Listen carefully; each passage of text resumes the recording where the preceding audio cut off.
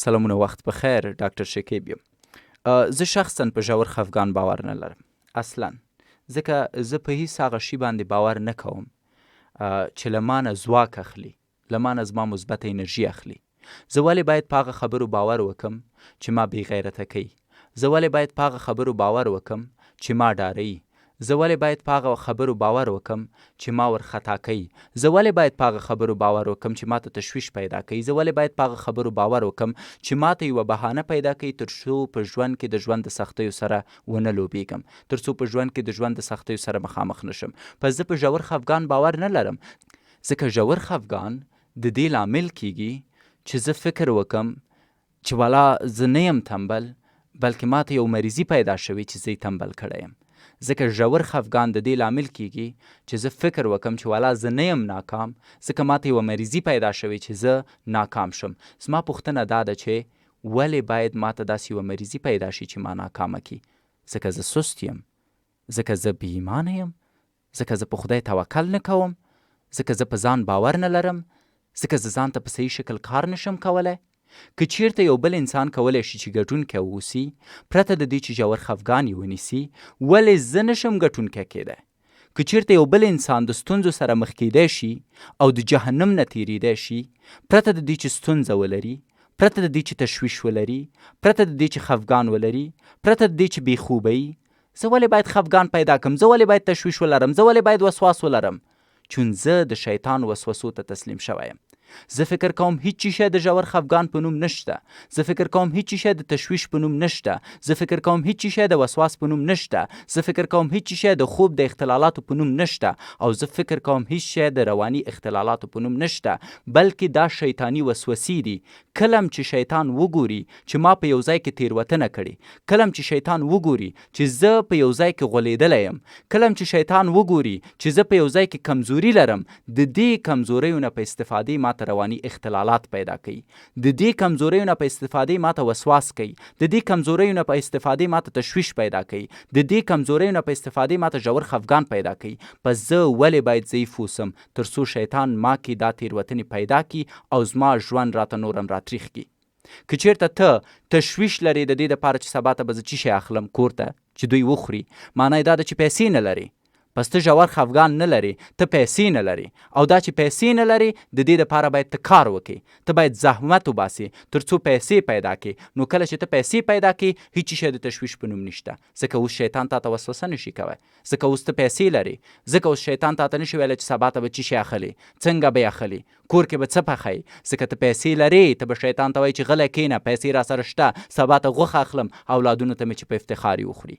پس رواني اختلالات ځکه تاسو ته پیدا کیږي چې تاسو په منفي انرژیو باور کوئ، تاسو ناامیده کیږئ، او کله چې ستاسو ناامیدي را برسیره کیږي تاسو باندې شیطان حمله کوي.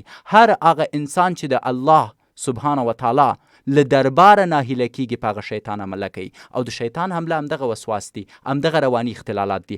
او زه شیطان ته اجازه نه ورکوم چې په ما باندې دا حمله وکړي، ځکه زه پوهیږم چې خدای بهترین روزي ورکوونکی دی، ځکه زه پوهیږم چې عزت او ذلت د خدای په لاس کې دی، ځکه زه پوهیږم چې مرګ او ژوند د خدای په لاس کې دی، ځکه زه پوهیږم چې خدای پاک ماته وایي هی مور خطا کیږه زه دې څنګ کې یم، ځکه زه پوهیږم چې خدای مهربانه دی، ځکه زه پوهیږم چې خدای بخښونکی دی، ځکه زه پوهیږم چې خدای پاک ما سره په هر هغه برخه کې کومک کوي، ځکه زه پوهیږم چې زه رب لرم او په هغه توکل کولی شي چې زما ژوند بدل کړي. پس ته ولې تشویش لري؟ ته ولې خفګان لري؟ ته ولې په ژور خفګان باور کوي؟ چون په خدای د باور کمزوره شوی دی. 15 وخته مونځ به کوي، اما په خدای صحیح توکل نشي کوی، اما ډاډه نه یې چې خدای رزق در رسوي، ډاډه نه یې چې خدای درته عزت او ذلت درکوی شي، ډاډه نه یې چې خدای پاک درته ژوند او مرګ درکوی شي. ځکه په کومه ورځ چې ته ډاډه شي نور ته ژور خفګان نه لري، په کومه ورځ چې ته ډاډه شي نور تشویش نه لري، په کومه ورځ چې ته ډاډه شي نور وسواس نه لري. او کله چې ته داسې یو څه ونه لري چې د تا نه مثبته انرژي واخلي، ته په ژوند کې عمل کوي او ټولو هغه بریاو ته لاسرسی پیدا کوي کوم چې تا ته ناممکن ښکاري، د کومو دپاره چې تا ته کار کول سخت ښکاري. پس راپورته شئ.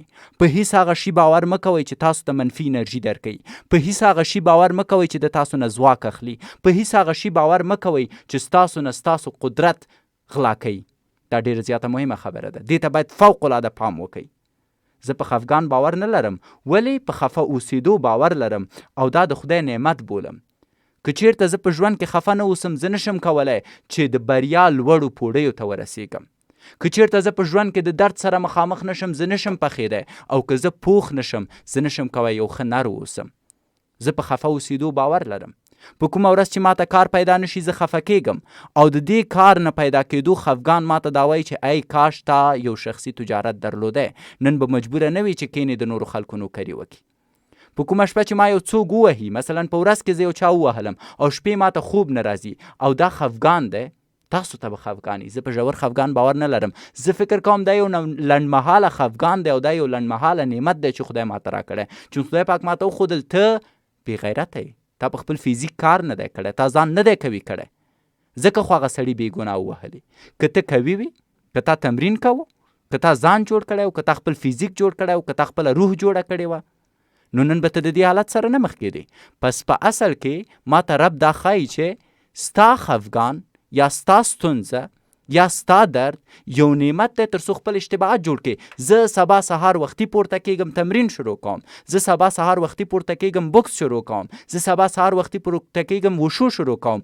او هغه ظالم چې په ما ظلم کړی، هغه ظالم چې زه وهلی یم، یوه میاشت وروسته د خپل حق دفاع کوم، ورته ته اوس په ما لاس پورته که. پس خفه اوسېدل د دې د خاطره دي چې ته پوه شي چې د تا تېروتنه چیرته ده، د تا ضعیفي چیرته ده. هر کله چې ته بیلې یو څه، هر کله چې ته یو څه د لاسه ورکوي، یو دلیل لري. یا خدای درته بهتره شی درکوي، یا خدای پاک درته ښایي چې کوم شی تا لره، ته د هغې استعداد نه لري، ته د هغې د ساتلو وړتیا نه لري. پس ته باید ځان قوي کړې تر څو هغه وشي ساتلی. که ته په پوهنتون کې ناکامیږي او د هغې د خاطره خفه یې، معنی دا ده چې تا په هغې سمستر کې تنبلي کړې، معنی دا ده چې تا په هغې سمستر کې سم درس نه دی ویلی، معنی دا ده چې تا په هغې سمستر کې وخت ضایع کړی. پس دغه لنډمهالی خفګان په اصل کې یو نعمت دی، تر څو ته د بل سمستر دپاره راویښ شي او ووایي چې نه، دا ځل تنبلي نه کوم، نه دا ځل بې ځایه وخت نه تېروم، نه دا ځل صحیح درس وایم. پس کله چې تاسو خفه کېږئ، یو دلیل لري. هغه دلیل که د نورو د خوا ظلم وي یا ستا ضعیفي، ته باید پوه شي چې د ورځې په پای کې ستا ګناه ده. که یو ظالم راپورته کېږي په تا ظلم کوي، خو ته مظلوم یې، ولې ته باید د یو مسلمان په توګه مظلوم اوسې؟ ولې ځان نه قوي کوي؟ ولې ځان ته تیاری نه نیسې؟ ولې داسې قوي او ځواکمن انسان نه یي چې څوک جرأت ونه کړي په تا باندې ظلم وکړي؟ نو دا ډېره مهمه خبره ده. زه ځان وژنه کوم ځکه هغه جلۍ زما نه شوه. نه، داسې مه وایه. داسې ووایه چې هغه جلۍ ځکه ستا نه شوه چې ته ځان وژنه کوې. که ته یو باغیرته انسان وي، یو قوي انسان وي، او داسې فکر دې نه دی کوو چې زه باید د یو جنۍ د خاطره ځان وژنه وکړم، بلکې ویلی دي زه باید دومره استعداد پیدا کړم ځان کې چې زما په ځای خپله دا جنۍ زما په مرکه راشي، نو فکر کوي هغه جنۍ به ستا نه وه. نو کله هم چې تاسو خفګان پیدا کوئ، وسواس، هر رواني اختلال شي، د دې دپاره دی چې تاسو هغې ته تسلیمیږئ، د دې دپاره دی چې تاسو شیطان ته تسلیمیږئ، د دې دپاره دی چې تاسو په ځان باور د لاسه ورکوئ، د دې دپاره دی چې تاسو په خدای باور د لاسه ورکوئ. درد نعمت دی او درد دی چې له انسان جوړوي. پس له درد استفاده وکئ، له درد مه تښتئ. کله چې تاسو یو ستونزې سره مخامخ کېږئ، په مقابل کې یې ودرېږئ، په مقابل کې یې په نره وجنګېږئ، ځکه د هرې ستونزې سره چې تاسو درېږئ او د هغې په مقابل کې جنګ کوئ، د هغې په مقابل کې له ځان غیرت ښایئ او ستونزې ته نه تسلیمیږئ او په الله توکل کوئ، په سبا یې تاسو قوي کېږئ. بیا دوم ځلې چې هغه ستونزه په تاسو راځي، هغه نور تر ټولو ساده ستونزه ده.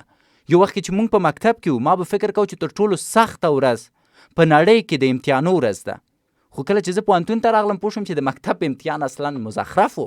تر ټولو آسان او ساده امتحان په مکتب کې و.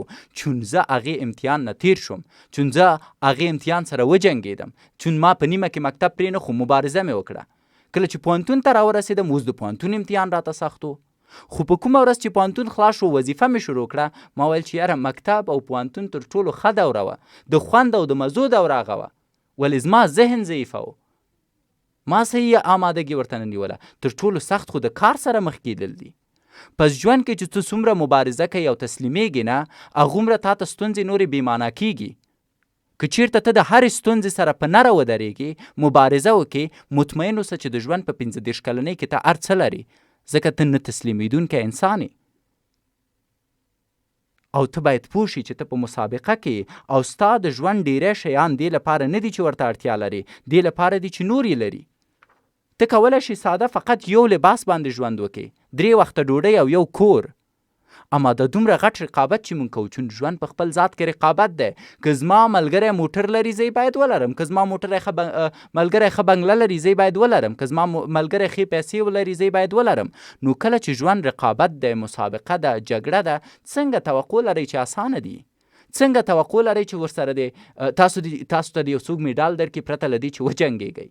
پس هغه څوک چې خپل خفګان ته تسلیمیږي، هغه څوک چې تشویش ته تسلیمیږي، هغه څوک چې وسواس ته تسلیمیږي، دوی هغه خلک دي چې په ژوند کې د ژوند کولو، د جنگ، د مبارزې د دوام وړتیا نه لري. او کله چې ته د یو جنگ د دوام وړتیا ونه لري، هیله لري چې تا ته په هغې جنگ کې میډال درکول شي؟ کله چې ته په یو لوبه کې تښتې د خپل رقیب نه، هیله لري چې تا ته قب درکول شي او تا ته اتل وویل شي؟ که چیرته راشد خان د کرکټ په منځ کې وتښتي چې والا دا سړی ډېر سخت بیټ کوي، په ما چکې وهي، نو هیله لري چې راشد خان ته تر ټولو ښه بالر وویل شي؟ پس دا ستا د ژوند جنگ دی. که ته خفګان لري، که ته وسواس لري، که ته تشویش لري، د دې د خاطره چې ته تسلیم شوی او ته باور لري په هغه شیانو چې له تا نه ستا انرژي اخلي، پس په هغه شیانو باور کول پرېږده چې له تا ستا انرژي غلا کوي. په ځای یې هغه شیانو باندې باور وکړه چې تا ته مثبت انرژي درکوي. نو په هیڅ هغه شي باور مه کوئ چې له تاسو ځواک اخلي. زه شخصا په خفګان باور نه لرم، خو په خفه اوسېدو باندې باور لرم او دا د خدای لخوا یو نعمت بولم. زه ځان وژنه کوم ځکه هغه جلۍ زما نه شوه، دا د بې غیرتو خلکو خبره ده. هغه جلۍ ستا نه شوه ځکه چې ته ځان وژنه کوي. که ته داسې یو انسان اوسې چې ځان وژنه ونه کړي، که ته داسې انسان اوسې چې په خفګان باور ونه لري، په تشویش باور ونه لري، په خپل ژوند کې اهداف ولري او د ژوند د سختیو سره مخ شي، هر هغه څه چې ته وغواړې هغه خدای پاک تا ته درکوي. ځکه درد نعمت دی او درد دی چې له انسان سړی جوړوي. ولې که ته د درد نه تښتې، ته نشي کوی بریالی شي. احساسات زما په عمل هیڅ اغېزه نشي کوی. هر رقم احساس چې لرئ، تاسو که زه نن فکر وکم چې ښه یم، یا فکر وکم چې مریض یم، یا فکر وکم چې خوشحاله یم، یا فکر وکم چې خفه یم، دا زما په ورځنیو کارونو باندې هېڅ اغېزه نه کوي. زه بیا هم باید سهار وختي راپورته شم، زه بیا هم باید 5 وخته لمونځ وکم، زه بیا هم باید 8 ګیلاسه اوبه وڅښم، زه بیا هم باید میوه‌جات وخورم، زه بیا هم باید سپورت وکم، زه بیا هم باید دفتر ته لاړ شم، زه بیا باید کار وکم. که ته ښه حس لري که بد حس لري، ژوند یو جنگ دی. هره ورځ چې راپورته کېږي باید دې جنگ ته دوام ورکړي. او ته مسابقه کې او ستا د ژوند ډیری شیان دې لپاره نه دي چې ته ورته اړتیا لري، دې دپاره دي چې نور لري. نو که ته پوهېږې چې مسابقه کې باید په دې مسابقه کې صحیح وجنګېږې، نه د یو بزدل په توګه.